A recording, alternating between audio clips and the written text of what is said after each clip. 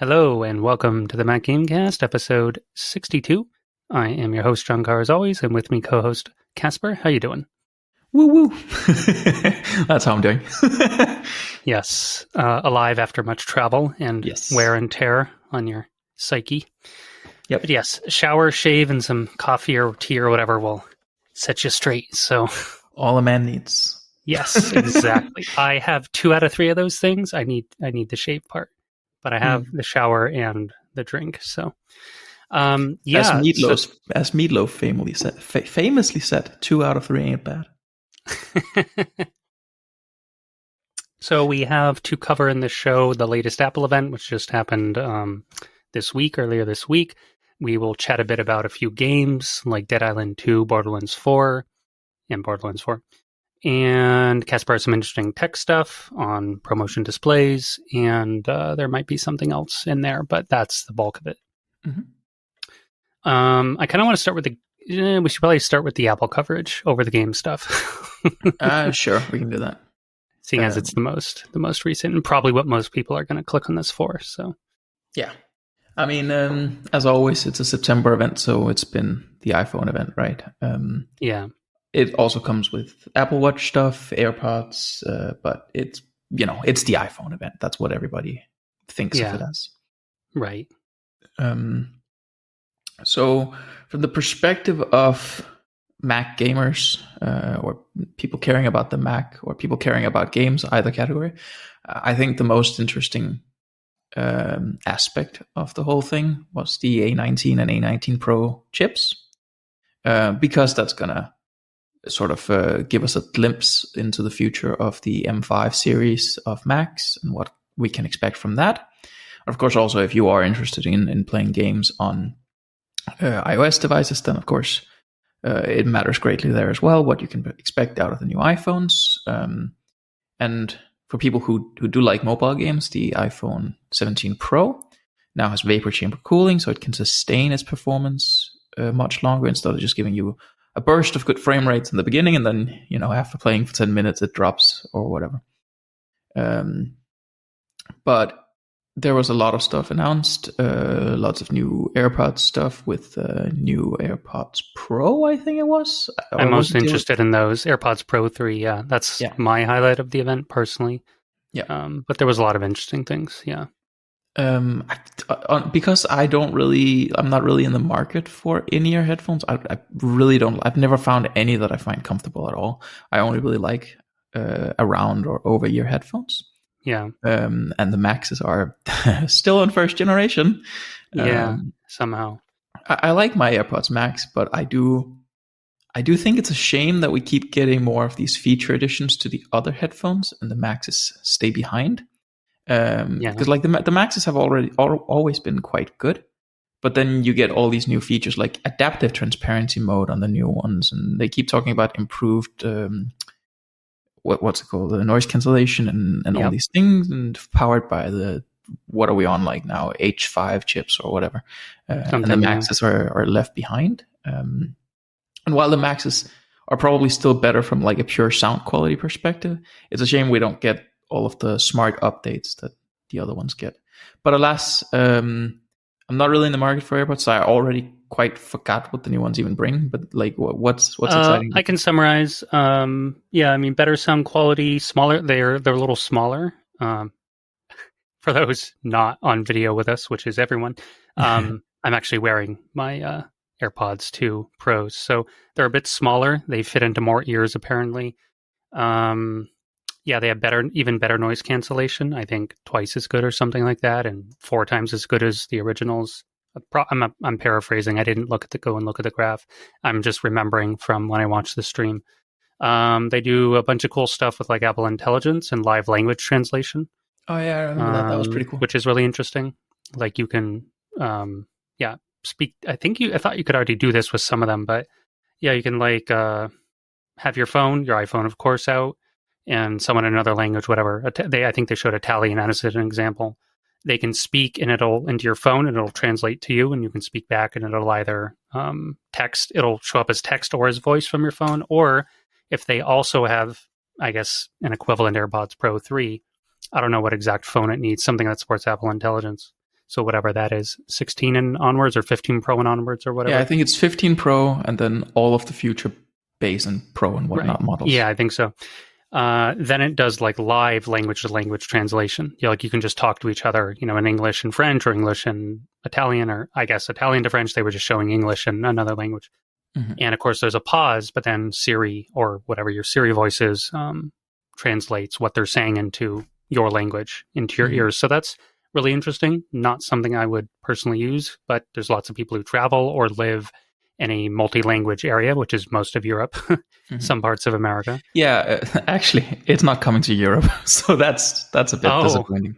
Apple didn't really give a reason for now, but people are speculating about some regulatory stuff and probably more approvals needed and whatnot. But for now, it's been confirmed to not come to Europe, but it is specifically for people who both have a European Apple account and are currently in Europe. So if you come from outside of Europe with an outside of Europe Apple account into Europe, it'll work in Europe. Or if you have a European Apple account but are traveling outside of Europe, it'll work. Okay. Right. Yeah. Just for added complexity.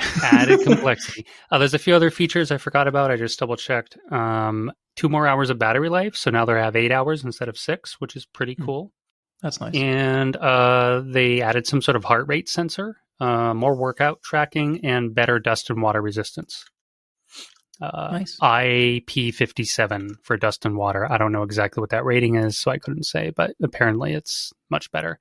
Like you can apparently just like go jogging in the rain with them, and it's no big deal. Nice. That's very nice. Yeah. So, same price, $250. Standard price for them. I'm not running out the door to buy one now. But, in the next 6 to 12 months, I'll probably upgrade to a pair of AirPod Pro 3s. Not because I'm unhappy with my current ones. I think they're really good. I use them, not every day, but fairly often on the go. When I'm at my computer, I don't use them, except for instances like these. I tend to use my Astro, A50s for similar reasons you already mentioned. Better sound quality, more comfortable fit and everything. But for on the go, I absolutely love the AirPods Pro. Love them when I'm traveling or just out and about or doing some repetitive task, mowing the lawn, painting a wall, whatever. I always whip them out. So, and of course, accidentally recorded a podcast with them like 2 shows ago, unintentionally. So they're very multi-purpose. So, I plan to sell my current ones used, and I don't know what I could get for them, but then put that money towards the new ones. So, yeah. That's the Pros, AirPod Pros. That was the most interesting thing to me. It's also what they led with in the event. Was the first thing they featured. Then I think it was the watches. Yep. I'm not an Apple Watch guy, but same thing, like new features, better health stuff, better fitness tracking, more powerful chips. Actually, the chips didn't get an upgrade at all on the Apple Watch. My bad. Oh, it's because I was thinking of, what was it? There's like an Apple Watch Ultra or Apple Watch Fitness version or something. Yeah, I wasn't. The Ultra got a chip upgrade from the prior Ultra, but the prior Ultra also didn't get an upgrade the last time the Ultra got an upgrade. So the Ultra just got put on the same chip generation that all of the other ones were on the last time, and then the other ones didn't get an upgrade. That one threw me off. That's what threw me off. It is also a bit confusing that like last generation, the Ultra had a worse CPU than the regular. It was confusing. But they at least rectified that, and now they all have the same chip, which I don't know. Like the Ultra does sound like it should have a better chip, but I get that it's differentiated on different factors than just CPU speed, and frankly, the CPU speed doesn't matter much on the Apple Watch. Like I have a Series 8, and at no point have I ever thought I wish it was faster. And I, like when I upgraded from a Series 4 to a Series 8, I also didn't want it need it to be any faster. There was other factors that I wanted, like always on display and stuff. So I don't know. But I thought the biggest and coolest part of the Apple Watch part was hypertension warnings, like high blood pressure. Yes. Because I always think the health related stuff is super interesting because it's the kind of stuff where just like IT security, it's the kind of stuff you want to never need to know about. But once you do need to know about it, it's a very important feature, right? Right. Yeah, makes Um, sense. yeah, and it's not a flashy feature. It's not something that is gonna get a lot of people go excited and going out to buy something or whatever. But it can be the most important feature when you need it. So I think that there's like a huge potential in Apple Watch to do good for people's health out there, and I think that's amazing. That's like my highlight, frankly, of almost anything. It is such an underappreciated thing. My own Apple Watch sent me to the doctor once, and I got like this Oh wow. hyperactive metabolism thing, and yeah, so Hmm. I think it's really important. Yeah, I'm definitely considering getting one as I get older. Not that I'm that old now, I'm 39, but like, I'm not going to run out and buy one now. But I'm like, oh, they keep adding all this really cool health stuff, and at some point I'm going to get one. Just not today, but Sure. yeah, I definitely they're pretty cool Mm-hmm. for sure. And depending on your preferences, highlight of the event, all the new iPhone stuff. Obviously, the iPhone 17, the super cool, in my opinion, iPhone Air. Yeah, that one's Yeah, very. It splits the waters online. A lot of people are complaining, and a lot of yeah, people are going, "I don't know what you all are complaining about. It's so awesome." yeah. And then, of course, more Pro Max as usual with like enough megapixels to take a photo of the moon and think Yeah. you're there or whatever. No, impressive as always. I feel like this is maybe a bigger jump from 16 to 17 than 15 to 16. Maybe I'm I, wrong, but no, I definitely agree with that, yeah, especially for the base model. Like in my personal judgment of things, I would say that usually the base model is like almost two Pro models behind, like 1.7, 1.8 Pro models behind.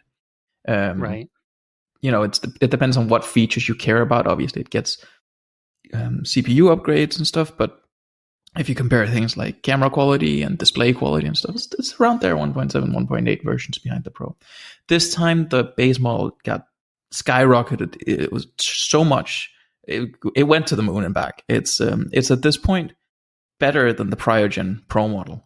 I would say right, yeah, personally. It depends what you care about, right? It doesn't have the same camera quality that the 16 right, Pro does, but it's sure, got a better display, better battery life, better speakers, yep, the whole shebang, right? And yeah. that's just impressive. Yeah, the ProMotion display is now in the base model. I think Mm-hmm. the base storage size is also 256 GB Yep, as well. 256 Yeah. ProMotion, brighter display, always on display, which the base models haven't had before. hmm hmm It's fantastic. Yep. A new what they're calling Ceramic Shield 2, so more resistant to scratches and cracks. Mhm. 0.2 inches bigger on the screen, 6.3 instead of 6.1. Yeah, a lot of nice upgrades overall Mhm. for sure, I would say. Definitely. Yeah, I found the Air interesting just because it was something actually new as an Mhm. iPhone, like a literal new iPhone product instead of, you know, an update. So again, I'm not clamoring to get one. I have a 16 Pro now anyway. Right. But it was all they have the Air everything else, right? Mhm.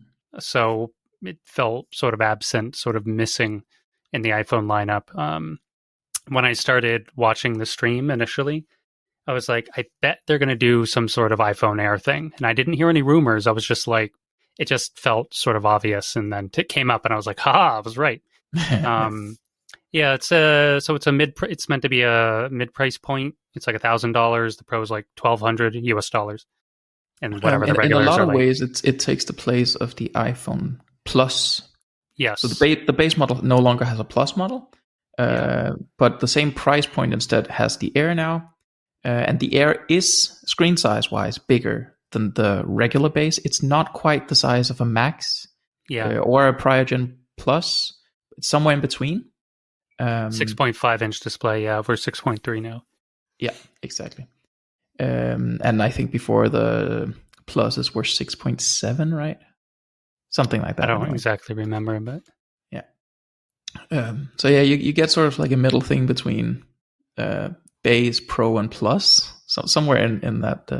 But of course, it has some compromises. Like it has a smaller battery because it's a physically smaller device, and batteries right. can only get so dense. Um, Right. Unlike the base model, you get one camera instead of two. on the back rather. You also get a front camera. They don't take that away. So I guess 3 cameras. Yeah. But, Right. So there's like some compromises where it's on some in some ways worse than the base model, but you also get this really unique device that's not like any of the other iPhones. Yeah, it's 5.5 millimeter width. It's like really, or what is it, 50? I was trying to look it up. The previous ones were 71 millimeters, so it's like quite a bit thinner.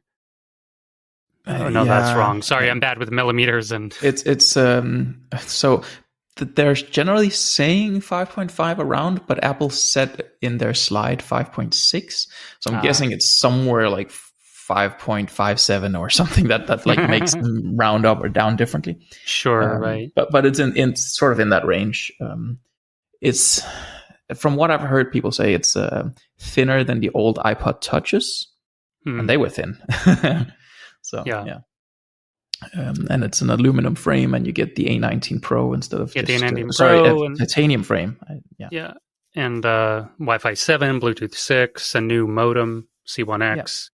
Supposed to be twice. And the Bluetooth and the Wi-Fi and all that is also through a new Apple-designed chip, the N1, which is more efficient, and it's the first Wi-Fi 7 connectivity they have in an iPhone, I believe. Maybe the Pro model had it too last time, I don't know, but the base model certainly didn't. So, bunch of stuff there. A lot of efficiency improvements on those C1X and N1 modems for all the connectivity. So that sort of offsets the battery loss a bit, but it is still, by Apple's own admission, worse battery life than the base model. Right, yeah. Yeah, they specifically mentioned a MagSafe battery extender with it. Like, oh, just clip this on, but it's again like some super thin thing that'll basically take up no noticeable bulk on the phone. And also something about a strap, a magnetic strap or something. Yeah, if it's effectively like a lanyard or something. They call it the body strap, I think, but yeah. Yeah, that was kind of interesting, I guess if you wanted to splurge and didn't want a Pro for whatever reason and didn't want a base model, well, now you have an Air. So is it like groundbreaking? Well, at least not to me, but it's just interesting, and I don't think it's bad to have more options. I mean, it's really just replacing the Plus line, as you already discussed. So I must admit, I also really like, this might be controversial. I don't know. Other people might disagree, but I personally really like the fact that it's not called the iPhone 17 Air. It's just called the iPhone Air. Yes, I also like this. But it just fits with the product naming of all the MacBooks and stuff. And I want to get to a world where it's the iPhone Air, the iPhone Pro, and then if you want to be specific, you can add the year. But I think it's such a mature product category at this point that it doesn't matter. Yeah, I agree. The Pro, I think you already mentioned the vapor chamber. Yep. It says it's 40% faster compared to last year's Pro. Yeah, so specifically on sustained performance, they claim 40% faster performance. And that is because, it's going to throttle less. And it's sort of a compound effect. It's not 40% better cooling. It's 40% in total when you consider both the improvements to CPU, GPU, whatever, and the cooling factor, giving you more sustained performance. Gotcha. If you isolate that a bit, we're looking at around 15 to 18% faster CPU. And I forget what the GPU improvements were, but it also, like, the GPU improvements are less easy to quantify because the CPU, it's on average, you can pretty easily say it's those 15 to 18%, and it's sort of mostly uniform across the kinds of work you might throw at the CPU. But the GPU is a whole different beast, and this is also very interesting from like the Mac gaming perspective, because we're going to see this in the M5. For some workloads, you're seeing like a two times, 3 times, and that's multiplication, two to 3 times faster performance from the GPU. In other tasks, you're going to see 5%, and in some tasks you see 6%. Like it's very task dependent how much faster the GPU is. So it's less easy to just say like it's so and so much faster, because it really does depend what you're using it for. And now it has these. I'm just going into full on rant about the hardware now, but it has effectively the same as what NVIDIA would call tensor cores. Oh, okay. AI accelerators, you might also call it, or just these Matmul engines on the GPU cores. The same thing has existed in the CPU for a while, and it's effectively the same kind of stuff that's in the A&E, the Apple Neural Engine. But now these tensor cores, or whatever you want to call them, are also on each of the GPU cores. And you might reasonably ask the question, why do we have so many units that do the same thing across the die, both in the neural engine and the CPU and now the GPU? And it's really a matter of locality and what you need out of the computation, whether you need a lot of throughput or low latency or whatever. Because if you're using it for something like metal effects upscaling, or if you're using it for ray reconstruction or frame generation, or all of these graphics-based neural accelerations or whatever, then yes, you can offload that to the CPU's AMX units or the neural engine, but that's going to incur a lot of latency, even though it's going to be fast and perhaps faster than just integrating it into your shader without acceleration on the GPU. But it's going to take some time to move the data to the neural engine and back to the GPU to finish the frame. So it makes sense to integrate that straight into the GPU part, even though it's all an SoC and things are still relatively close to each other. Nanometers matters, right? Everything is so small and so packed together, but it can still be too far away if you want to have good latency. So yes, it is sort of duplication of functionality, but it serves a purpose by reducing that latency. One use case is this with games, which is great for us, but it's also just the fact that the Apple Neural Engine is optimized for something very different. It's optimized for running these models in a very power efficient way, so you can keep these things going continuously, indefinitely in the background as always on models, just sipping tiny bits of battery life while doing a lot of computations, where the accelerators on the GPU are beefier. They draw a lot more power, but they are for big things that need to happen now. So it's tuned differently. And even before these accelerators were put into GPU, if you had a really big intent model, it would still be faster to run it on the GPU than running it on the A&E in the cases where neither were occupied doing other work.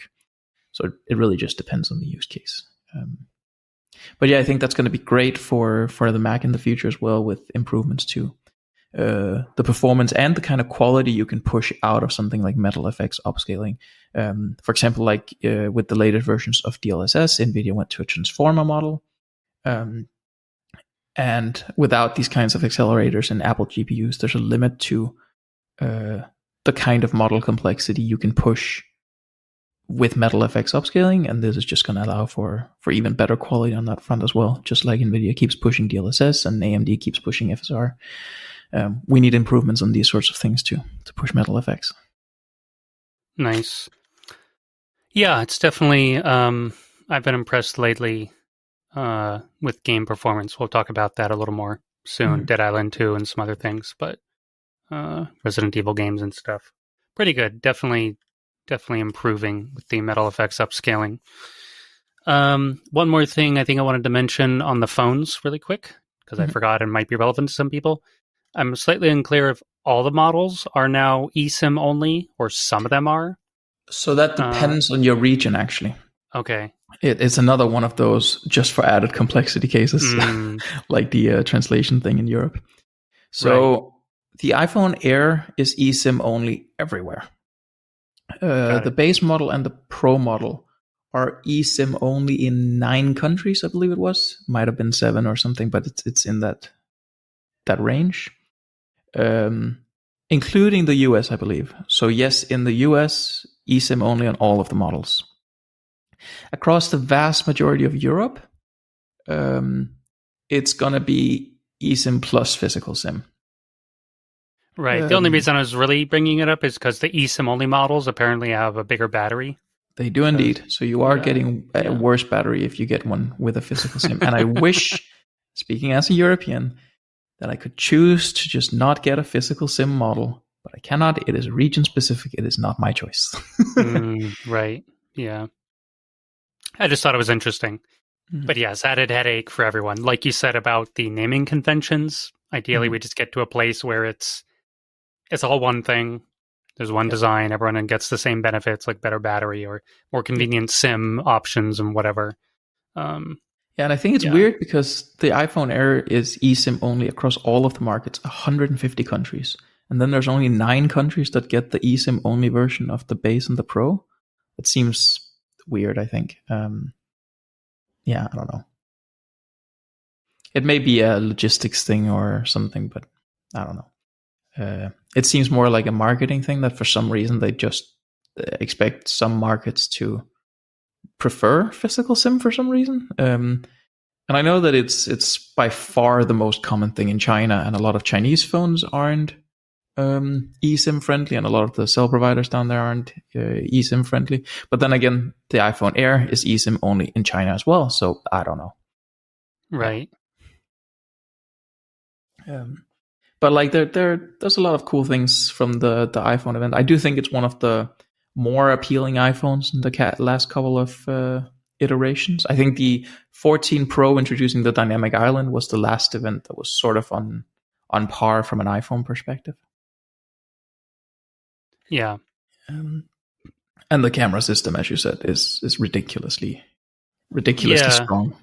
Even the base models, it's really good, but on the Pro it gets outrageous. So now what? All three rear lenses are 48 megapixels. Yep. Has an improved telephoto, and the front-facing camera is 18 megapixels. And they have some fancy new software where you can like take multiple pictures and video or whatever from like all cameras all at once. Or that's an integration with an existing set of technologies, standard or something. Yeah. Center stage is like the framing thing with the front-facing camera. Correct. Yeah. But it was called something like REL something. I don't know. But it's a standard from these manufacturers of heavy, high-grade camera stuff, like Blackmagic and stuff. I see. Okay, yeah. All right. So you would place like 100 iPhones in this big rig that would like go all around whatever you're filming. And then they would all synchronize and talk to each other about stitching together the video. So you get this like all around motion. Right. Yeah. Yeah, it seemed cool. They did show off a few, video things, like a giant camera rig, and inside it there's this little iPhone, tucked in there, and they're zooming around filming stuff. So it was fun to see, well beyond anything. Like I would never get a, super ultra pro version max. Like, but all of this is also insanely targeted at a very niche audience. Like the intense camera stuff, because like it is the stuff we talked about before legitimately requires that you buy at least like 18 iPhones to put in this rig. And it's like, that's such a niche audience.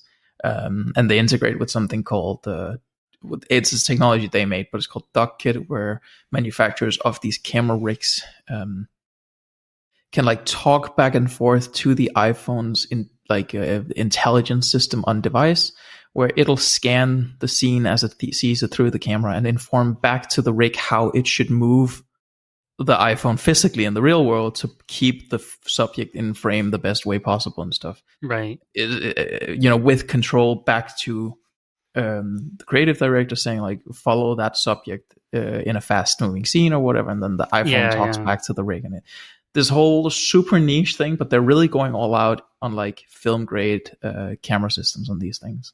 Yeah, it is interesting. Probably from, I guess it's more of a software point of view. What I found interesting was you could take landscape photos, even in like vertical, whatever, portrait mode or whatever you call it.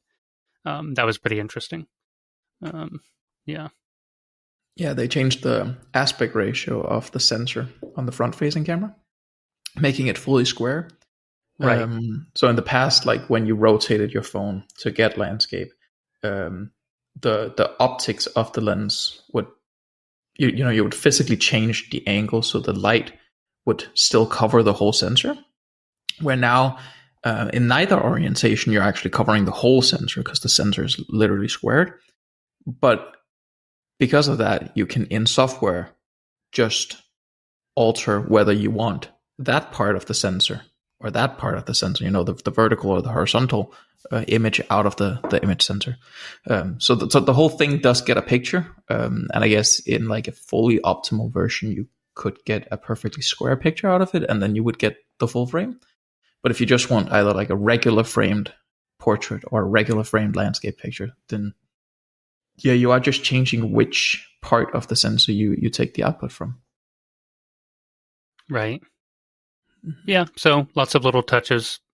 Yeah, again, my phone's relatively recent. I just trade it in every few years with my carrier. They usually give me some sort of deal. Mm-hmm. I think I didn't actually have to pay anything for this one other than the new activation fee and then just the regular monthly whatever fee that I pay to own a phone or to use the phone service. So that was pretty good because I also keep my phone, like I'm careful with my phone so then they're never scratched and cracked and all that. So they have good trade-in values. So we'll see. Nice. But if you're excited about iPhones or you're in the market for, new AirPod Pros specifically, the watches or the iPhones, it's kind of a never better time to jump into the ecosystem. Definitely. Obviously, there's a certain amount of people who also upgrade all the time anyway. They're already in the system, but they, every year they upgrade their stuff.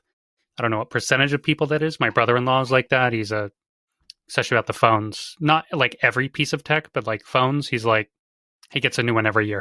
He really I think likes the people who do that are like an ever smalling percentage of iPhone users. I would imagine, because as we just discussed, each new like base release even is getting so much substantially better. It's like you would think, diminishing returns with that. But anyway, flashy new stuff.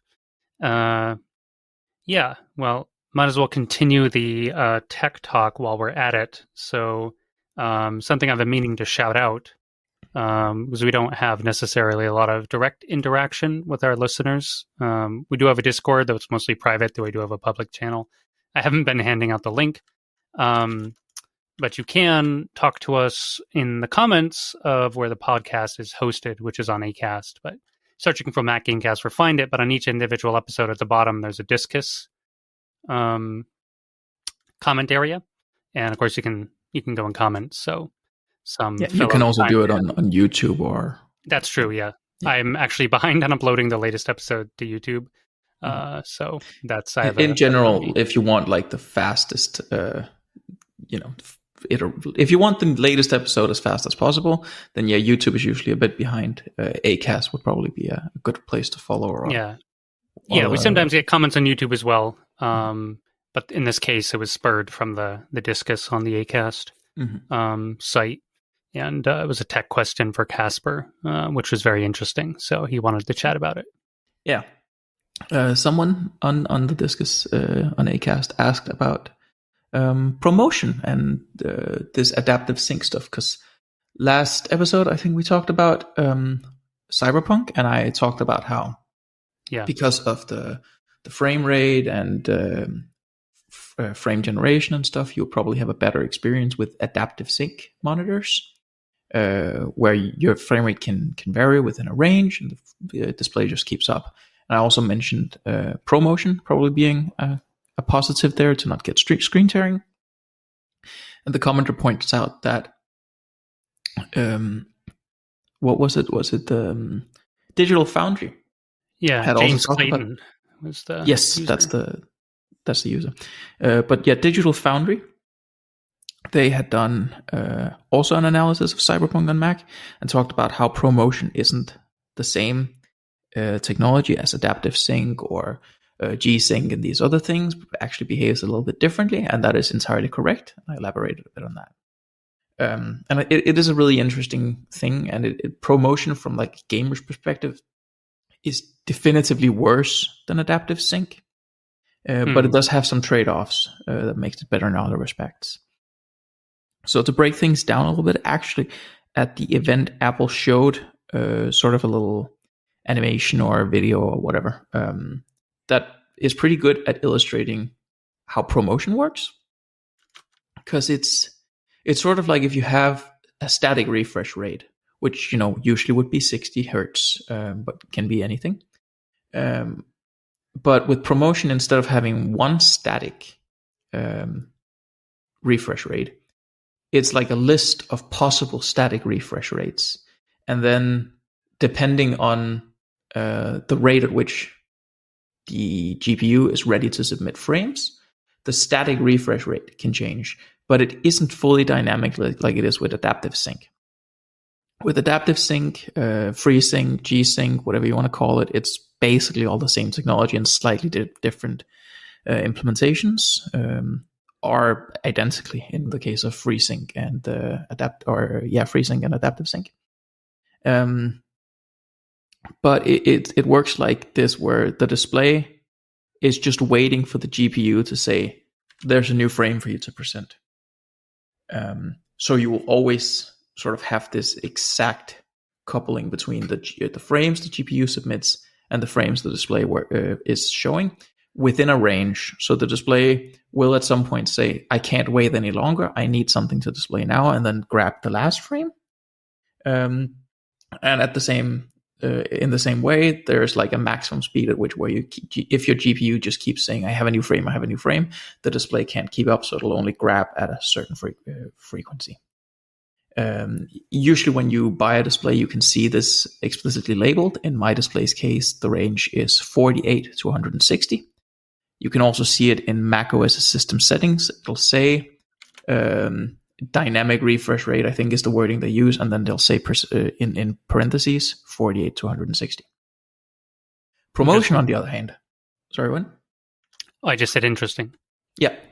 ProMotion, on the other hand, doesn't query the GPU like that. It has a fixed frame rate. It will display a frame 120 times a second, or 60 times a second, or 48 times a second, whatever it is set to. But at any point in time, the GPU can, or the system as a whole, it's up to both the operating system and the framework, and it's a cooperation between the OS and the running application. Right. You can reconfigure the static refresh rate. So while you're having a great frame rate, you can tell the ProMotion display, I'm confident that we can hit 120 FPS.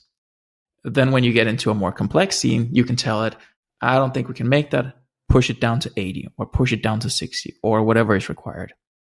But if you want to avoid screen tearing, you do still need something that is similar to VSync, where you sync up with whatever the static frame rate that ProMotion is set to at the time. And that is still the reverse of what something like G-Sync does. It's not the GPU telling the monitor it's ready. It's the monitor telling the GPU it's ready, effectively.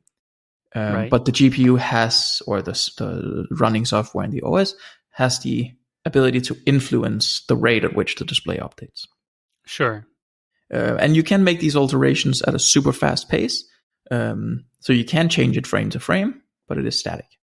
And different devices in the ProMotion, this is getting complicated, right? But different devices in Apple's lineup has different sets of frame rates or refresh rates their displays can be configured to.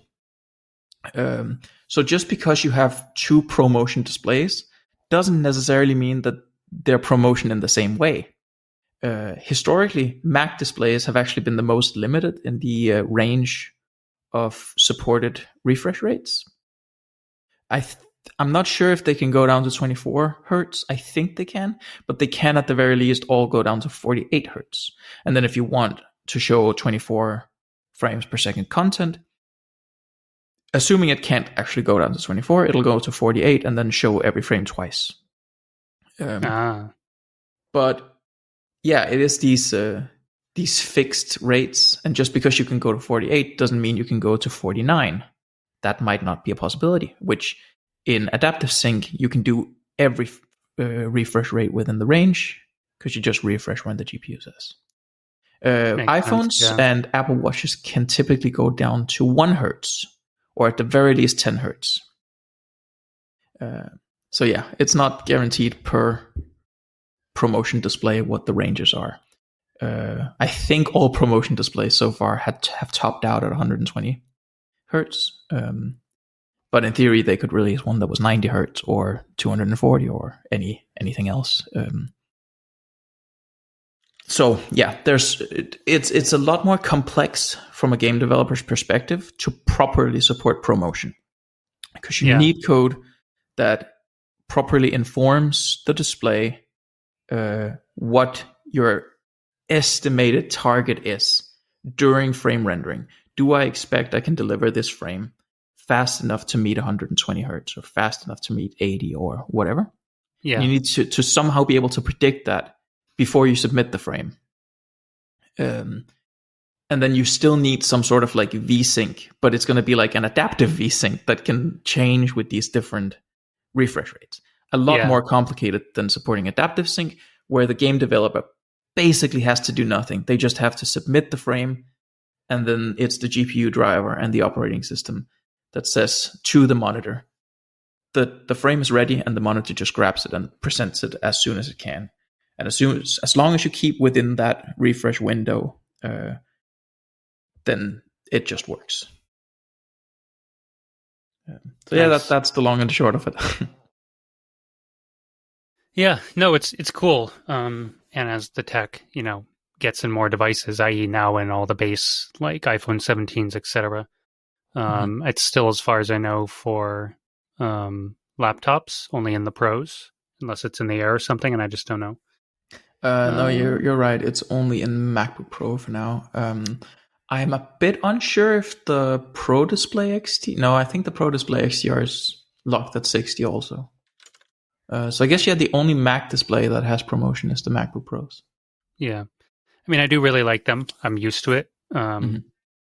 So happy about it for my phone, for my computer, and my my external monitor isn't ProMotion, but it's a high end.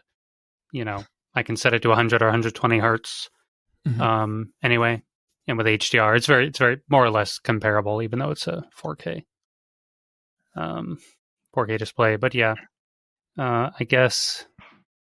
Yeah, I'm not curious how that'll interact with a Mac Mini in the future. I'll figure that out. But yeah, but that is the interesting thing. While ProMotion is this Apple thing, all of the Macs fully support adaptive sync, the general industry standard for displays with adaptive refresh rates. So you can plug in any G-Sync, FreeSync, whatever their marketing might be, monitor to a Mac, and it's going to work just fine with that feature. You can have variable refresh the same way everyone else does it. There's just also this ProMotion thing that is just what Apple is doing. And from like a gaming perspective and a developer perspective, ProMotion is strictly worse. It's more hassle. It's not guaranteed that all games will work well with it. They might just like log at 120 or whatever. But it does have an advantage in power consumption, and presumably that is the big thing that makes Apple want to use ProMotion rather than fully fledged adaptive sync. Right. Nice. Yeah, I remember when I think it was the iPhone 15 Pro came out. We were just looping back to mobile gaming with all this, fancy new tech. We were reporting or talking about the overheating and maybe some screen tearing. So with better cooling and, better refresh rates and so on.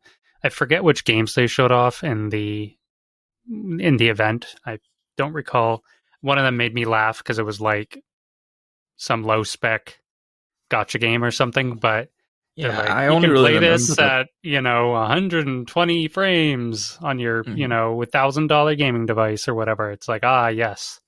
I think all the games they showed off were like strictly mobile games.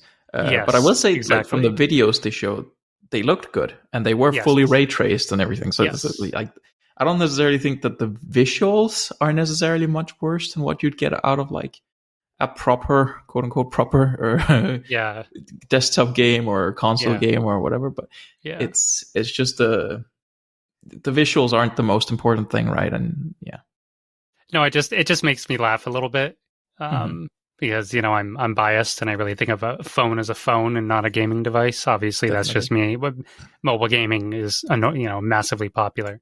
I'm Definitely. just a boomer who likes to play on his computer. So no, it just tickles me. But it's all good. It's all good. Mhm. I think that's a bit that pretty much covers the event and some of the tech stuff. So probably segue more into some direct gaming discussion, mostly around Dead Island 2. And we can do a mini review, sort of preview. I played it a bit, and I have played a ton of all the other Dead Island games. So Mhm. um, yeah, Dead Island 2 is interesting because it was first announced all the way back in maybe 2014. I think it at E3. So a really long time ago. And so Deep Silver's the publisher. And of course, there's Dead Island 1, then Dead Island Riptide. Eventually, I believe Dead Island had a Mac port, but not Riptide. And then, of course, it was a victim of the 32-bit apocalypse. Yeah. The original developers of Dead Island went on, of course, to make Dying Light, which is arguably a much superior zombie game, but it really depends what you're looking for. And of course, then Dying Light 2, which was actually a much inferior zombie game. It was an extremely good parkour game, but actually a pretty bad zombie game when I played it at launch. That one didn't have a Mac port, sadly. Didn't it get one? Dying Light 2? Yeah, I think it didn't it? Or am I Did just it? misremembering? I might be fully off here. I didn't Maybe follow I it that am. tightly. No, it's Windows only. Oh, this is like the Ultimate Edition. Maybe. I don't believe so. Sometimes No, there's it like a is. weird thing where the bundled Ultimate versions are Windows only, but the core game is like Mac. Yeah, Uh, I probably just off yeah. there because I didn't follow it the series that much. Yeah, no, I Um, was super invested. I loved the original game. I played through it solo. I played through it once or twice with buddies. I played massive amounts of Dying Light 2 again, solo and co-op. So yeah, Dying Light 2 was announced, so I was really, really interested. And I was interested because the studio making it, I like my little game history lessons. It's the old journalist in me. Uh, the studio originally working on it was Jaeger Studios. People are like, well, who's that? Well, they made Spec Ops: The Line, one of my favorite military shooter games of all time. Older game now, doesn't really hold up necessarily visually or like shooter gameplay wise, but story and theme wise, it's super unique, and there's really been nothing like it ever since. Um, Big fan of that. So of course I was really interested. Okay, I like the franchise. Studio likes working on it. Really cool. But then 2 or 3 years later, there wasn't much news other than suddenly Jaeger got canned from the project by Deep Silver, who's the publisher. Apparently, there were creative differences. People have done, interviews and deep dives on that since postmortems or whatever. So I'm not going to get into that here, although I know some of it. So then a different studio, who I don't even know what they made, Sumo Digital, took it over in 2016 for another 2 or 3 years. They were then also canned. So now it's 2019. And I guess maybe Dam Buster Studios took it over, internal Deep Silver Studio. So they already had them, within their umbrella. They didn't have to go and, hire an outside studio. And originally Jaeger only got the project because they were the lowest bid on the project. So there were other people who bid, but, they said, oh, we'll make it for this much. I don't know the exact numbers. But Jaeger was the lowest, so Deep Silver was like, that sounds good. We'll go with these guys. And they were Spec Ops: The Line was a pretty big success for its time, and they had a lot of acclaim. So like, oh, these guys know how to make a good game. Although the games have literally nothing apart whatsoever, other than I guess maybe there's guns in each one. That's kind of the only thing. Yeah. So I would say they were probably the wrong fit to make a Dead Island game, like super serious, psychological sort of horror thriller almost, military shooter, third person, and then like goofy semi-open world co-op zombie game. It's like, yeah, this isn't really their jam.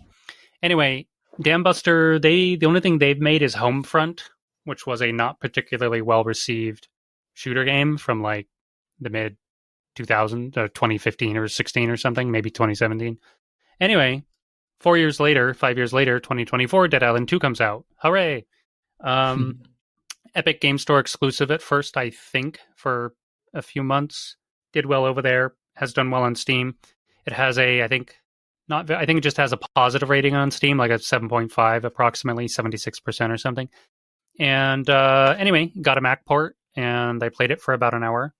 And I'd say it's really good. Performance is fantastic on my M1 Pro. Like, I can even run it on 4K resolution. I'm still getting like 40 frames a second on high settings, 4K res. If I lower the res to like just my native laptop resolution, I get, the frames jump up to like 80 to 100. Nice. So it seems really well optimized. No tearing, no crashing. Of course, only played an hour. Visuals are really good. Audio's good. I mean, Dead Island 2 at the like that sort of TL didn't read is like it says what it does on the tin, as they say. Like, it's Dead Island. If you don't know what it is, I mean, it's a goofy, best in co-op, although you can play it single player. It's like it took the Borderlands template, but it's mostly melee instead of guns. And of course, as per the original, you're actually on an island. The only sort of fake news about this one is there's no island. You're just in LA. There's literally no islands involved whatsoever. So that's, but they continued the name. But Borderlands template, Diablo template. You have different color, rarities of loot. You get better loot. You can craft crazy stuff like flaming axes and electrical swords, and you chop up all manner of zombies. Both, the zombie chaff and then like the special elite monster types who give you a hard time and make you run around and dodge and stuff like that. I think it's a good game for what it is. It's not particularly, it's lowbrow. It's got a lot of ridiculous humor, absurd situations. It like skewers, Hollywood elite and celebrities. I think it's really fun in co-op. You can it doesn't demand a lot of your brain power. And I don't mean it's a simplistic, stupid game, but it's an easy game to just like, you had a long day at work, you come home, you want to hang out with your buddies and kind of chat and play and do like some action and, level up a character and smack zombies in the face. It's a great time. Mm-hmm. I guess they might call it, if this was a board game or something, or a D&D, like a beer and pretzels almost sort of thing. I don't drink beer, but I love pretzels. So, and after playing about an hour, I'm like, yeah, this is very much the Dead Island formula. Although I'm not in an island, but the melee feels really good. It's very strong melee system. Strong as in like it feels satisfying. Different weapons, different weights, different effects. It's tangible. It has a really detailed gore system. So, I mean, if you're into the zombie genre, you know what you're in for. Buckets of limbs and blood and gore and brains just flying all over the place. So, if that turns you off, you're probably not into zombie games. So, yeah. No continuation or anything at all from, as far as I know, from the previous game. So no like, I need to go and play Dead Island 1 before playing Dead Island 2. Like, no, right. Really, it's really, it's one of those games where it's like not actually a sequel, really, but it's in the same universe and using the same framework, but it's almost feels like a little more of a copycat because it's not a real, as in you're not off on a different island. There's none of the, I don't even think, like it's common. They have like Borderlands does this all the time where the previous playable characters are now NPCs in the next game. Like they don't even do that. I think the rapper guy, Sam B from the original game, is mentioned like in an audio log or like a notepad somewhere or something. Like that's about it. Yeah. Okay.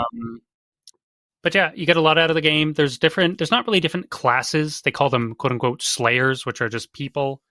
In the whole game style, it's a lot of like style over substance. Not that the game has no substance, but all the characters have all these brash, over the top personalities and clothing and one-liner quips. No one's really taking it seriously. Everyone's just like goofing around in the zombie apocalypse, like, super upbeat and happy, basically. So the whole, it's very absurdist. Doesn't take itself seriously in the slightest, which is good, because if it did, it would, I think, break the game. Yeah, definitely. Like say something like Dying Light, which takes itself more seriously to mostly good effect, but not entirely. So that's why I said it does what it is, does what it says on the tin. It's a goofy zombie, not shooter. I think there was some guns in there, but they're minimal. It's a majority melee game. Sorry, I'm rambling. Back to the characters. There's pseudo classes, like they have some different starting stats, but it doesn't, unlike say, I don't know, Diablo or Borderlands, where like, oh, you have all these particular powers and maybe you have some unique weapons that are like just for you. This game isn't like that. It has a sort of an oddball skill card system where you can equip different cards to give you different benefits. Not the biggest fan of that. Mm. It doesn't even really make sense. Like, what even is this thematically? Like, I don't know. Are you just activating different parts of your brain or something? It doesn't really. But I'd rather just have a skill tree. The original Dead Island just had a skill tree, and that made more sense to me. But like most games, so you can, one like there's 2 or 3. Like there's one character who's more tanky. He has like the highest max health, and another character has like the highest max agility. But everyone has like a baseline set of stats, and you can upgrade them. But some have like more empty pips in the line of that stat they can upgrade into, something like that. Yeah. But they're not massive differences. They're minor. I would say the actual real difference of the character is their personalities. They're all, what's interesting, for better or for worse, is every character is actually written by a completely different writer. Which actually does make them stand out. I tried out 2 or 3 of them, and I'm like, oh yeah, these all feel really different. Not, of course, a talented writer can make multiple characters and write them to feel fresh and, unique, but it's apparently a choice they made in this, and it does really stand out. They do feel like they're in the same world. They're still in the zombie apocalypse. They don't feel like, they're in totally different planets or something.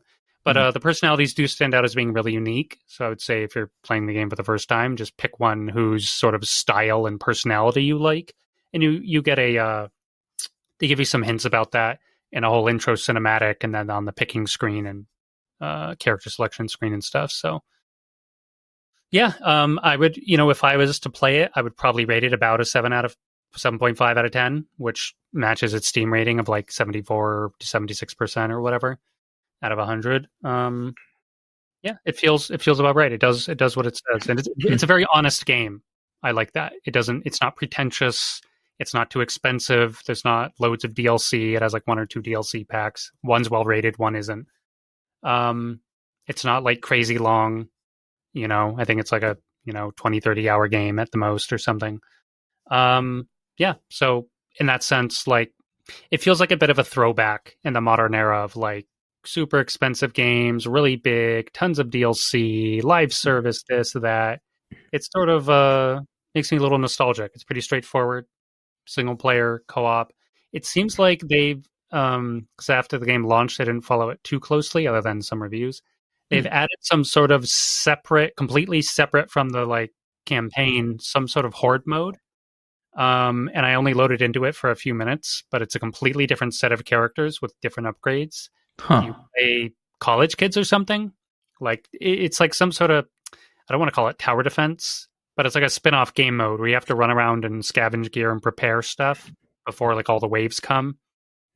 I mean, as long as it's a free upgrade, I suppose that's nice. Yes, correct. No, I was like, oh, there's this whole other added game mode that was just in a patch. It's not a like a separate DLC or something. So I thought, oh, this would be, I wasn't playing it with anyone, but I'm like, oh, the characters look a little ridiculous. Everyone's like, neon colors and crazy hairstyles and whatever. But the whole game's just kind of over the top. It's its personality, which is pretty obvious if you just go look at a few screenshots, So, yeah, I don't know if I would pay full price for it. Not because it's a bad game, but I'd have to be in the mood to play it these days. But right now I'm playing Borderlands 4, which we'll talk about shortly. So it was somewhat recently free on Epic, and I suppose that doesn't help much for people now. But I'm also sure, there's gonna be a sale towards the winter holidays. There's gonna be a sale. Yeah, next summer. There's gonna be sales all the time, right? I tried it. I mean, I think I bought it for like $10 or $15. I ended up refunding it on Steam, not because it was bad, but because I wasn't in the mood to play it. I wanted to play it so I could talk about it, and I was curious. Yeah. If I had a buddy to hang out and like dedicated play with it, I would definitely keep it and play it. So while you said the thing about how it's not exactly a direct sequel and there's very minimal references to the original, it does sound like it is perfectly in the spirit of the original and perfectly carries on from what the original did from a gameplay and aesthetic perspective and all that. It does. It's not like this feels like a weird clone or copycat of Dead Island. No, it feels like Dead Island in terms of the UI and the combat systems and the character systems and the goofy, absurdist sort of setting and story. Very much in this, like, they nailed the spirit of it for sure, which is impressive considering the game went through development hell, 2 or 3 developers. an unrelated studio took it over. You Mm-hmm. know, in that sense, it's kind of a miracle it even got out the door at all. You know, it took 10 years from its announced in 2014, released in 2024. Yeah, that's So in quite a that, range. yeah, and all things considered, it's like, hey, this game isn't bad. It's not like must buy game of the year, but it's pretty solid, all things considered. Could it have been a better game with, less developer churn and better publisher oversight or whatever? Probably, but I'd say it's pretty solid. It's respectable. A 7 or 7 out of 5 is not a bad game, a game score. You Mm-hmm. know, there's this in certain circles anyway, gaming circles, like, oh, if it's an 8, it's just an average, like, get it on sale only game, and it has to be 9 or a 10 before you buy it. It's like 7s are still like really good, and for the right person, a 7 is actually like an 8 or a 9, right? Mm-hmm. If it's really your genre or really your kind of game, where you have the right group at the right time to play it or something, it's like it can really elevate it, in my opinion. There was a So short amount of time in my life, but like back when I played the first Borderlands game, yeah, where Dead Island slotted perfectly, and that was fantastic for that period of time. So it definitely depends what you're into at the time, what mood you're into, and in general what your preferences are. But like a game like Dead Island, really, I'm sure it has an audience out there who thinks that is a fantastic game. yeah, no, it sold pretty respectably. I think a Mhm. couple million copies, and it's like pretty successful game overall. Mhm. And And even it, at it full price, yeah. I don't think it's $60 or $70 or No, it's whatever only it is. $50. Like Yeah, like if I had someone to play with it today, I would like pay $50 for it. yeah. I would rather probably buy it on sale because it's already been out a year. You just wait a little bit, you'll get a sale. But um, yeah, that's pretty much it. And yeah, yeah, it's a good time, and it's definitely worth a look. And again, I was very impressed by the Mac performance. Like I expected to get, I don't know, 20 FPS on my 4K display, and I'm getting 40 FPS on high or ultra settings even. Mhm. I don't think I even turned anything down. I did try turning things down out of curiosity. I forget what I said in Discord. I think I posted some stats, but it was even better. So yeah, Nice. game looks good, feels good, plays good on Mac hardware. Again, M1 Pro, but at this point, M1 Pro is kind of low end Yeah, yeah, in definitely. the Like silicon range. it's probably gonna run as good or better on an M4 MacBook Air or something. So yeah. Yeah, exactly. So that's really good. So I wanted to talk about Borderlands 4 a bit. Now, there's no announced Mac version. We don't know if we'll get one. Borderlands 3 was a surprise release done internally by Gearbox, as far as we know, because it just released with no mention. It wasn't a very good port, but it was a port. I am very hopeful, seeing as Borderlands has a really great history on the Mac, with Borderlands 1 by Feral, and then Borderlands 2 and all its DLC, and the pre-sequel done by Aspire. Tales from the Borderlands was, of course, a spin-off game, but story's canon. That was, of course, Telltale. Um, yeah, Borderlands 3, then internal. So yeah, Borderlands 4. I actually, GeForce Now has a, what do you call it? A timed offer, I think, for another week or two, where if you buy a year of their ultimate subscription, you just get Borderlands 4 for free. And I was Nice. going to do that anyway, because I already had an active, like, lower level subscription. I wanted to upgrade. And because I was waiting till they had the new 5080 tier on GFN, GeForce Now, and they do. The new 5080 Blackwell servers, blah, blah, blah. It's So not rolled out if you for do this everything yet, thing but it's, where yeah, you buy the yearly subscription thing, yeah. do you get Borderlands 4 in the sense that you get to keep it off of GFN, or is it you get it but only on GFN? I was wondering about that. It's a great question. No, you get it. They don't give you a key. They make you link your account, whatever. I think it's Steam. Yeah, I think it's Steam only, not like Epic. Um, and they just kind of load the game directly into your library, and then it's in your library. Okay, So that's I good. could, if there's a Mac version, or I just say I had a Windows PC or whatever, I could just go and play it as well. That's good. I was dubious about that at first. I was like, oh no, is this like a weird, what do you call it? Like Cloud Stadia thing where I'm like locked in. I can only play it on GFN and nothing else. But no, it just gives you the game. And it happened to be a good deal for me because I wanted the game anyway, and I already had like $30-$40 of credit from my other subscription to use up because they prorate you. So it made sense. And yeah, the new experience with GeForce Now is really good. The 5080 is incredible. Like I'm getting 150 to 200 FPS in Borderlands 4 with absolutely everything cranked at 4K res. The game does have a few performance issues. Although occasionally I think it's because everyone and their mother on like a Saturday night last night was using the internet. So I had a few stutters, like I had the settings on. So it's hard to tell if it was my internet or the game, but I think it was the internet because the ping was spiking and then the game would stutter and otherwise it was fine. So as far as I can tell on like proper high-end hardware, the game runs really well. On mid-tier hardware, it doesn't seem it's great. And on low-spec hardware, it's like terrible. So it definitely needs some optimization. But I see a lot of Steam. I just recently saw a hardware unbox video where they tested 40 different GPUs with Borderlands 4. Okay, yeah. And on the badass setting preset, which is the absolute ultra, yeah. Yeah. At 4K, native TA, I think it was. With a 5090, they were only getting 40 FPS average. Okay, well, I am using, what do you call it, DLSS and frame gen and stuff. So if I turned all that off, maybe I would drop to 40, 50 frames. I'm not sure. Right. I never tried. Right. But, Cyberpunk did the same thing when I actually had my gaming PC. Like, sure.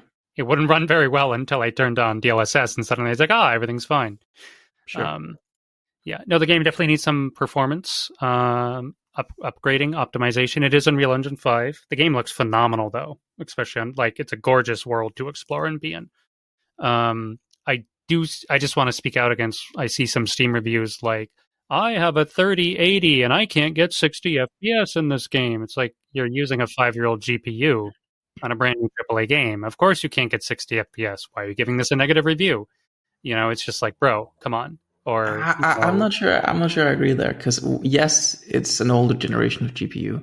But 5 years? Come on, 5 years. It's an 80 series, and but not a TI. It was just a regular one. Sure, but not that much happened between the 30 and the 40 series, really. Okay, things changed, but it wasn't. Well, quite a bit actually on the more on the software side, rather. Sure, but I install the extra DLSS and frame gen and everything. Yes, but I don't think frame gen counts because you're adding on input latency when you enable frame gen. You're getting smoother frame rates, but you're adding on input latency. And if you're very sensitive towards input latency, then 120 FPS in frame gen mode is no better than 50 FPS without it. Right. I don't know if I'm sensitive to it. I guess not because I don't notice it, or it's because I have really good internet because I'm like one state away from a data center on GeForce Now. Mm-hmm. And I have gigabit internet, so it just seems really good. Or maybe I'm just desensitized. I don't know. I'm not sure. I used to play, some MOBAs and shooters on high ping back in the day, so maybe I'm just I feel like if you have a 5060 tier GPU, or I assume the 5060 and the 3080 are probably relatively on par. If you don't count, the feature add-ons like better frame gen or whatever, right? I feel like if you have a 5060 tier, you should be able to expect 1080p, maybe even 1440p, high to max settings 60 FPS. I feel like that's a reasonable expectation. Yeah. No, I absolutely with the 40, 4X or definitely the 5X series you should, but with a 3X series, I wouldn't. And I guess I don't know the test on the 5X versus the 3X range on NVIDIA here because I didn't look at those videos. In any case, the game definitely needs some more performance. I don't think it's quite as bad as some people are saying, but it definitely absolutely needs work, like 100%. Sure. I think I'm also getting lucky, probably like some of those people who played Cyberpunk up front and were like, I didn't get any crashes or bugs. Everything's fine. I have noticed some glitches, but no crashes for my co-op partner and I. We've played, I think, 4 to 5 hours total now with each other, which is approximately 10 hours. We have noticed a few bugs, like a sort of world boss type person just literally dropped to the floor and vanished while we were fighting him. Right. And then, okay. One of my action skills got permanently stuck, flying around me. I had to log out and log back in. There are definitely some glitches, but they're not incessant, everywhere you look and see. Performance is fine for me, fine for him. But that's just us. He also has a good computer, like a high end. I think he has a 5080 or 5090. So we're both running on like almost the absolute high end hardware possible, and unsurprisingly, our results are pretty good.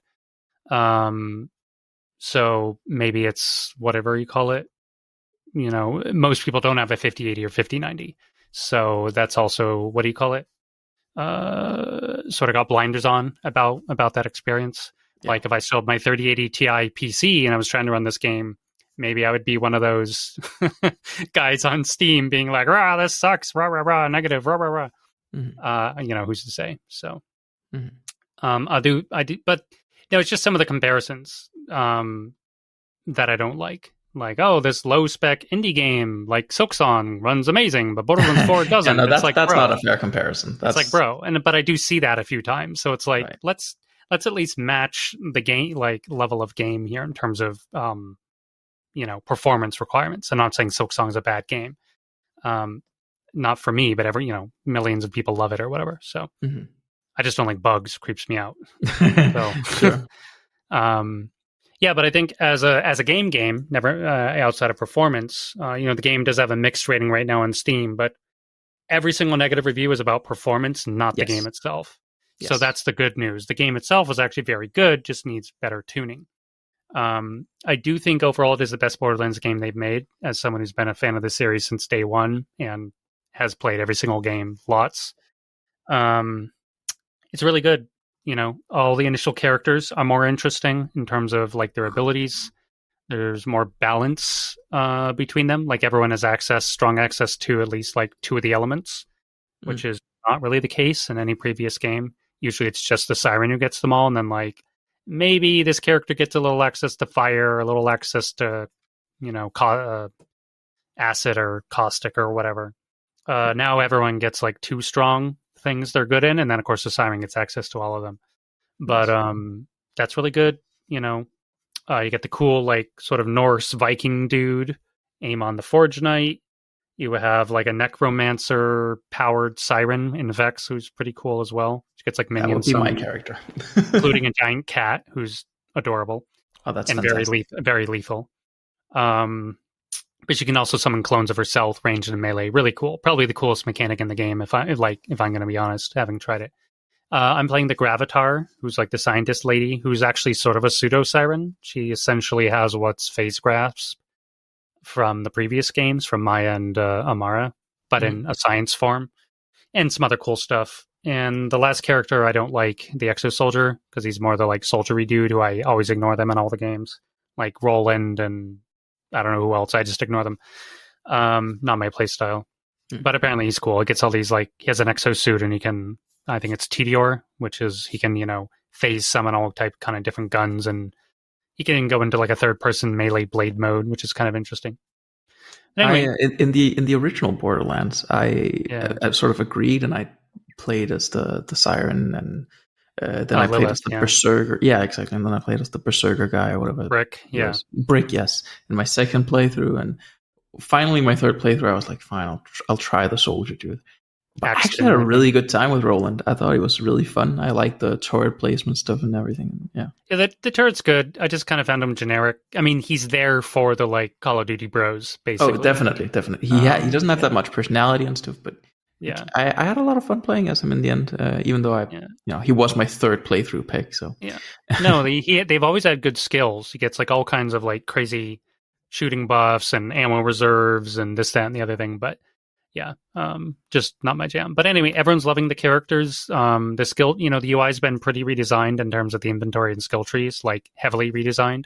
It's easier to manage your inventory now by far, and like pick up. You can even literally pick up stuff as junk with a different key button, so you don't even have to go and mark it.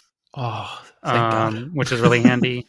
So there's a lot of quality of life stuff. You rarely have to go and turn in a quest. A lot of the time, they just complete when you complete them, and the rewards are sent to you. Their new little Echo Bot. You have an on-demand vehicle summon, which is nice. They definitely took a few cues from Destiny, though I'd say some of the better ones. Although, alas, there seems to be, at least so far, no group vehicles, which I really liked in Borderlands 3. Oh, that sucks. That was fun. Yeah, my friend and I were like zooming around. We're like, this is cool, but I kind of miss the co-op rides, Yeah. Of course, someone's always crashing and killing you all, but yeah, that was part of the charm. What else? The world is amazing, like in terms of design, things to do, filled with life and vegetation and creatures and enemies and outposts. But it doesn't feel like, I don't know, Far Cry or something where it's weirdly artificial or like gimmicky. It feels much more organic overall in my experience.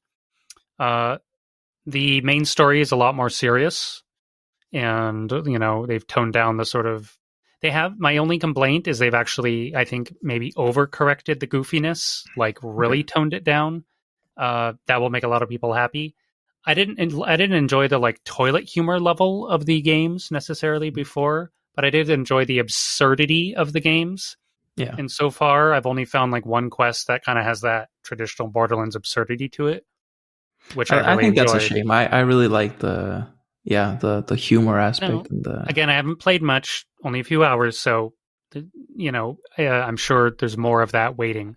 Sure. But so far, it's a little less, more. It's definitely like notably more serious and less absurd, which a bit of a shame for me, but it does mean the story is already way more compelling than Borderlands 3, which I love the game, but legitimately the main story was bad. Sure. Had its moments at best, but overall was bad. So Is a lot more Claptrap interesting. still in there? Oh yeah, absolutely. But good. He has for the haters, he has a literal, in the audio settings, there is a bar just for Claptrap, and you can turn it. Wow. Yeah. But I like Claptrap. He's fine. Yeah. Yeah, it has a pretty good intro tutorial. The new movement stuff is amazing. You can dash, you can double jump, you can grapple, you can glide. It all feels really good to use. It feels good to get around the world. And it's actually quite useful in combat because huge shout out to the enemy design. Tons of really cool enemies that are tough. It's the first game since the pre-sequel that's actually hard on normal. Like, you will go down, you will die, especially to elite certain bosses or certain tricky enemies. Although it's typically, just a total snooze fest on, the default difficulty. Then you get to the end game and unlock Ultimate Vault Hunter mode or Mayhem mode, and like, okay, now the game's actually challenging. Yeah. Not so in this. Like, you will get your butt kicked. Yeah, a lot of really interesting enemy designs and combinations.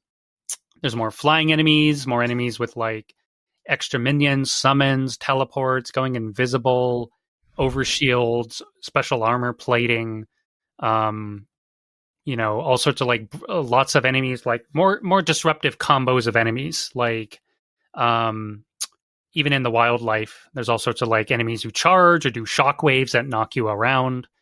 Or the robot enemies, the timekeepers, the new villain, and he like rules the whole planet with an iron fist. And he can take over people who have this bolt in them, which is also an interesting element. Mm-hmm. Yeah, but the combat's way more dynamic and forces you to not be static and just sort of kind of sit there and pew pew. Which, I mean, okay, Borderlands 3 was a little more dynamic than the other games. So this one game's significantly more dynamic. Like, you do need to use your grapples and your jumps and your dashes, or you will get pummeled by certain enemies. You have to get around them or flank them, or it's cool. It's good. Loot feels good as ever. There's a bazillion items and things. As usual, not everything's unlocked from the start of all your slots. Like, I have no class mods yet, and there's one other slot that's still locked. Mm-hmm. What is nice, though, is very quickly you get all 4 of your gun slots. Yeah. Previous Borderlands games, it took you had to go like halfway through the main story or even more to get all your gun slots, and I always found that really annoying. Mm-hmm. Like 10, 20 hours in, you unlock all your gun slots. Here, you'll have all 4 slots within like 2 or 3 hours of playing. And it's like, hooray! Yeah. Yeah, there's more to do, and it, again, having played a bunch of other open world games, Assassin's Creed and whatever, where it feels filled with like annoying gimmicks to go collect. There is some stuff to collect, like vault symbols and what do you call it? I think vault fragments, which unlock like dungeon sort of raid bossy things. Haven't done those yet, but it's cool. It feels a bit more natural to the world rather than like, oh, inserted here to like make you run around and waste your time. Maybe some people disagree, but that's how I felt so far. As it felt more organic to the world and more interesting to pursue. Mm-hmm. There is a lot more fast travel points to unlock, like little silos. You go and hack a computer. It's not a mini game; it just happens. It unlocks vending machines and like a fast travel point. So there's a lot of quality of life improvements, from the better inventory management, to full crossplay, to you get pretty quick access to respecting your character. You get, within an hour or two, you have all the movement abilities. You have your on-demand vehicle. So the game, like, up front, but it does a pretty good job of introducing you to the new stuff through pseudo tutorial, which is also a story mission. Oh, nice. But then as soon as you start a new character, you can skip the prologue and you just start right out into the world. You basically have a prison break mission is the tutorial. And it's compelling the first time, but I probably wouldn't replay it. So as soon as you start a new character, having finished the prologue, it says, "Hey, you want to skip the prologue? Yes or no?" And I'm like, "Yeah, sure, why not?" Nice. And you just start. So that was also nice. Apparently, once you beat the game once, you can also start new characters to level 30, which is also interesting. And then instead of Mayhem mode, they're bringing back Ultimate Vault Hunter mode, which is basically Mayhem mode but under a new name. And they don't make you replay the campaign. It gives you like new quests and challenges to do in the end game. So, but yeah, graphics are amazing. Voice acting's good. Story's compelling. Characters are really strong out of the gate. Lots of quality of like sprinkling of quality of life features over previous Borderlands games that are just less frustrating, less annoying, more time playing just the game instead of like running around turning in quests, or go talk to Lilith for the 100th time in Borderlands 3. It's like, oh my god, make it stop. Yeah, so I've been having a ball, and if they can get over the performance stuff, then it should be really good. Maybe we'll get a Mac version. You're making me way too interesting considering how many games I already have on my list. Yeah, I mean, I have no real business like buying and playing this game, considering I have things I've never played or finished. Like, I'm fully finished Act 1 of Baldur's Gate 3, but honestly, all the people I was playing it with have fallen off, and I don't have the solo mojo anymore to go and play like huge games, honestly. So I'm playing with the Battle Cat from IMG forums, and he's really fun to play with. He's also a huge Borderlands fan, so we share that. Yeah. I probably wouldn't be playing this solo, even though I think it's a good solo game. I've always found Borderlands more fun with a co-op partner. Absolutely. So that's really the main reason I'm playing it right now. It's because I have a buddy who wants to play it, and our schedules line up and everything. So, otherwise, yeah, I really hope it comes to Mac. I think it'll be a big hit. It's a really fun world to hang out in. There's a lot to do. Previous Borderlands games could feel a little empty in terms of the world. Like, not that they were unattractive or poorly designed, but honestly, after 3 to 4 games of Pandora, I'm really over Pandora. Really over Pandora. Was really happy in Borderlands 3. You got to go to other planets, so it still takes like 10 hours just to get off world in Borderlands 3. And then for the finale, they have you come back to the planet. It's like, bro, couldn't we have finished the game somewhere else? Yeah, Borderlands 4 right off the bat, it feels like kind of a new world because it is. But yeah, I was commenting to the Battle Cat. We were just out like in a jungle looking for some scientist on a hut or something. But it's maybe, I don't know if this is the best analogy, but it kind of gave me a vibe of when I first saw Avatar, the movie, back in like 2010. Like, I'm experiencing a cool new world that I really wanted to like know more about and explore. And Borderlands 4 with, I forget the name of the planet, some bad with names, really gave me that vibe. Like, cool new world. That's got like lots of vibrant life and cool areas and nice visuals and vistas and mountains and lakes and rivers and buildings and all manner of enemy factions. And just like, oh, I just want to go off. Just like pick a direction, go and explore, and you'll find something interesting. That's not really true of the other Borderlands games, with some exception. Probably more coincidental rather than by design. This game, it's like by design. There's like interesting stuff everywhere. So sounds good. Yeah. Very neat. So yeah, will it get a Mac version? We don't know. We can hope so. Honestly, it probably would not be a Mac studio. Aspire's gone. They're dead as a doornail as far as Mac ports are concerned. Feral is on like life support. They release like 1 game a year or less for Mac and are mostly doing like Switch and mobile ports. I'm not condemning them. It just is what it is. Yeah. So we'll see if Gearbox, hard to say. It's usually monetary based. obviously, but they did do an internal port of Borderlands 3 out of the blue. Apple does need a big new game for their slideshows. They do. It'd be nice if they would sponsor it and, actually make it run well. Because traditionally, at least older Unreal Engine versions, I don't know, about 5, scaled really well on all kinds of hardware. That was, in my opinion, one of its strong points way back in the day, at least within Unreal Engine like 1, 2, and 3. I guess I'm sort of unclear on how could 4 and 5 scale. So clearly I need some performance tuning on PC first.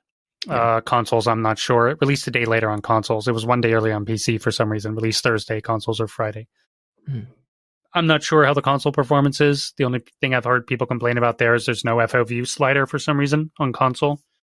But there was on PC, so I don't know why that is. Yeah. Apparently, you also can't turn off motion blur on console. So the first thing I do is go into the settings and turn off motion blur. That would drive me crazy. Yeah. Anyway, good game. Needs performance tuning. Hopefully we'll see a Mac version. But yeah, having a good time with it. Yeah. Nice. That's feels good to hop back in a game and actually want to play it. haven't had that in a bit. Are you still on a Pathfinder game or something, or what are you playing these days? So I've sort of picked up multiple things at once, even though I shouldn't do that because I get distracted and then my primary thing is still Assassin's Creed Shadows, and I'm over 100 hours in, and I just keep thinking this is way too long. Yes. I'm having a good time still, but my enjoyment does keep fading the longer the game gets, and I would rather end on a high note than drag it out so long that I get tired of it. If the game had been a little shorter, it would have kept my attention better. But it is because it is so long that I start being like, I want to play something else now. And then I start picking up something else. And I am a little bit afraid that it's going to drag out long enough that I never actually finish it. So my trick is when I get to that point, I go to IGN or something and look at how many missions are left. And then I check where I am. I don't spoil anything like details, but I'm like, okay, I got 3 missions left. I got 5 left. I got 50 left. Okay, I'm out of this game, right? I kind of give myself a goal. For the main quest, that's almost sort of built into the game because you can already from the beginning see how many main quest assassination targets you have, and you can sort of use that to keep track of it. And I could focus on the main quest and probably have it done in 10, 15 hours more. But I also don't want to not do all the side quests. So I'm doing it to myself. It's sort of my own fault. It's like 50-hour main quest or 200-hour everything quest or whatever. So I don't need to do everything. Like if there's just a collectathon quest or something that's just collect 5,000 crests, I don't care. But all of the quests that actually have cutscenes and stuff, I want to do them. But I also get tired. There's some good stuff. If it ever goes on a mega sale, I'll probably pick it up. But it'd have to be $20 or something. Because I love Assassin's Creed, but I've kind of fallen off wanting to play it. Kind of like I used to love Dead Island and zombie stuff. Kind of don't really care so much anymore. But on a super sale, I could probably be tempted. Probably be tempted to pick it up. But I'm also doing Forspoken and Control and a bunch of other things. Oh yeah, Control is so good, man. I'm a huge fan of Control. If you haven't played Control, go and buy it right now. Ultimate version. I'm enjoying the story and all of the lore behind it, but I'm actually not finding the gameplay that interesting. So I've just cranked down the difficulty and everything, so I can just power through it just to get the story. Yeah, it's true. Some of the fights get a little repetitive. The way I avoided that was always mixing up my gun and powers. Yeah, do interesting things in combat. So that's really it does otherwise get a little. The story remains fresh in some of the environments, but it's true. You're like, oh, these guys again for the the 50th time or whatever. Exactly. So. Yep. No, you're not wrong. If you don't mix up your gun, it will get relatively boring. For sure. Honestly, in my opinion, it is a better game if you turn down the difficulty and just focus on the story. Right. It's not as engaging from a gameplay perspective than it is to have more difficulty. But I don't necessarily feel like it is a good game to handle difficulty. Some games are fun when they're difficult. I feel like this game once you die, you just get annoyed. You don't get like, oh, I need to do that. It's fun. It's interesting. It's a challenge to beat. It's just like, oh, I have to do that. No, the again. best part of the game is absolutely the world and the story and all the weirdness. Yeah. The combat's, I don't know if I'd call it, it's solid. It's probably hard to call it good. There's moments when it's good. Yeah. When it all comes together, it's really cool. The powers and the guns and certain arenas, but the sort of like average run-in with whatever enemy soldiery things is like, yeah, it gets repetitive for sure. Mm-hmm. Like all these guys, there was some like weird challenges to chase down. I think if you go and incinerate a certain amount of papers in a certain like time and order, you get like a crazy pistol upgrade. Like for your, well, it's all one gun, the hypercaster, but like the pistol version, I think it gives you, does it give you unlimited ammo? It gives you some crazy upgrade. There's like weird challenges to do for the guns here and there too. Yeah, but no, absolutely best part of the game is the story, the world, the weirdness, rather than just the combat. So definitely. I think I played a normal. You go into a new area, you're just like, what am I? What the crap is in here, right? And because there's always something fun everywhere. Yeah, absolutely. Yeah, very fond memories of that game. And there was I played on normal. I did pretty well in combat. There was only one side boss I could never beat. You can never came close. He's like an optional, like floaty guy. Late in the game. Yeah. He's the only guy I couldn't beat. Everyone else I managed to beat. So I also just felt like the enemies were too bullet spongy. Some of them are. Yeah. You have to be very good at headshots, which at the time I don't know if I would be now. I played it a while ago. Yeah. It was one of the first games I played on GeForce Now with ray tracing, and I was like, "Oh my god, that game needs ray tracing! It looks so good with ray tracing. It looks fine without it, but it's like infinitely better with it." So, Anyway, that'll do it for the episode. We're running a little long at this point. Probably should have shortened my talk on Borderlands, honestly, but I'm really excited about the game right now. So, we'll wrap it up here. Be back when there is more news or something interesting, whenever that is. And thanks for being here, Casper. Thanks for listening, everyone, and we will see you next time. Bye-bye. Bye-bye.